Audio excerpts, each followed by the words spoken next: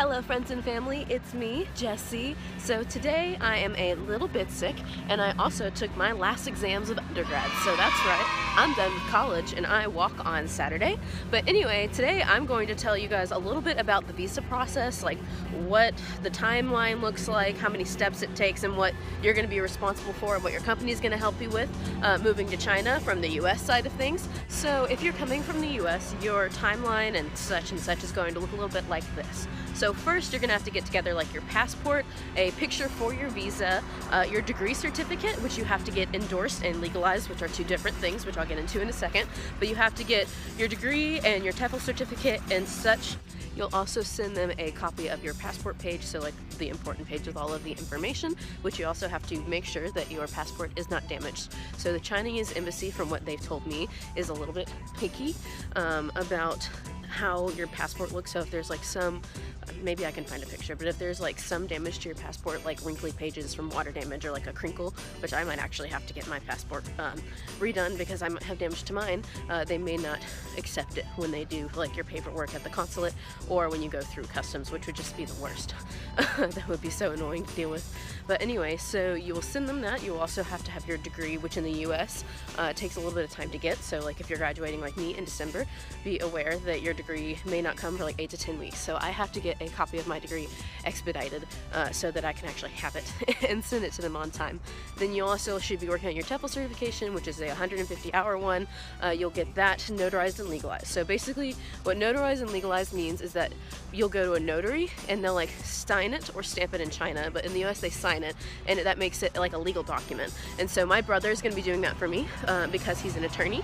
And so after you have it notarized, you'll then probably have to take it to your state capital Secretary of State. For me that'll be in Montgomery because I live in Alabama, and so you'll take it to the Secretary of State's office and then they'll have to legalize it. And so that basically makes all of your paperwork legitimate to the Chinese government from the United States. So that's basically their way of guaranteeing that you're not forging anything or that your like degree and your certification are actually legitimate, because if they're going to give you a sponsorship letter for a Z work visa, then they're going to want to make sure that all of your paperwork makes sense and is correct and is legal and legitimate. But oh, I forgot one thing. So you're also going to have to like fill out all of this paperwork for a background check. So basically in the background check you will go to your local police department and they will like just do like a record check on you to make sure like you have paid all of your tickets and fines, you don't have a warrant out for arrest, etc. And you don't have any like crimes that could make you ineligible to be a teacher and get a visa. Sorry, this is a hill and I'm tired. Eligible for a visa.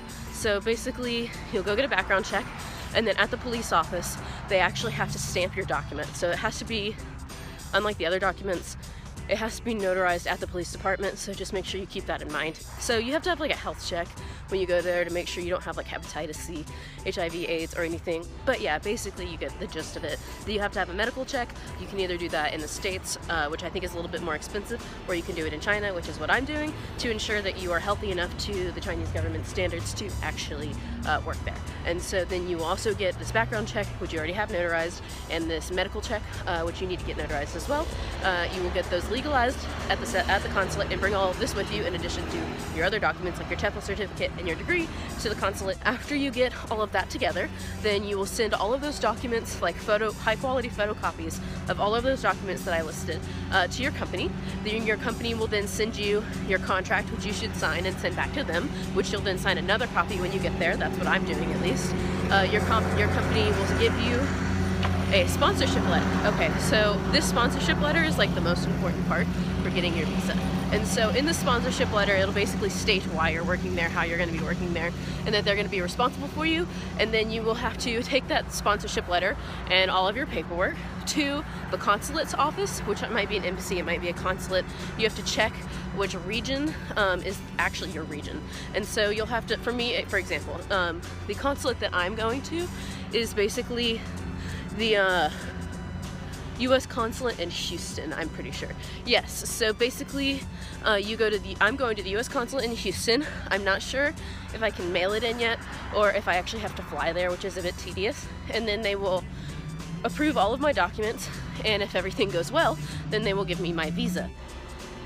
But yeah, so I might make another video about the rest of the visa process, and it takes like, I guess I should give you a time frame. For me, I started in December, and then it'll be done for me to move there February 21st is my start date. So it takes about 3 months. It's also the holiday season, so like make sure you take holiday processing into account or things like that.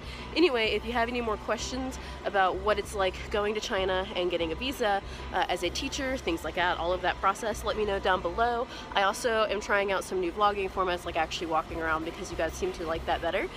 Tell me what you want to see. If you have any video ideas for me, let me know down below. And otherwise, check out the rest of Teaching English in China's channels so we can help you out, get you over to China if that's what you're interested in, or check out my personal YouTube channel. Anyway, if you have any questions, comments, thoughts, ideas, leave them down in the comment section down below, because I always love interacting with you guys. Thank you guys so much for commenting, liking, and subscribing. I really enjoy it. This is so much fun. And anyway, I will see you guys soon. I hope you guys enjoyed the video. Bye.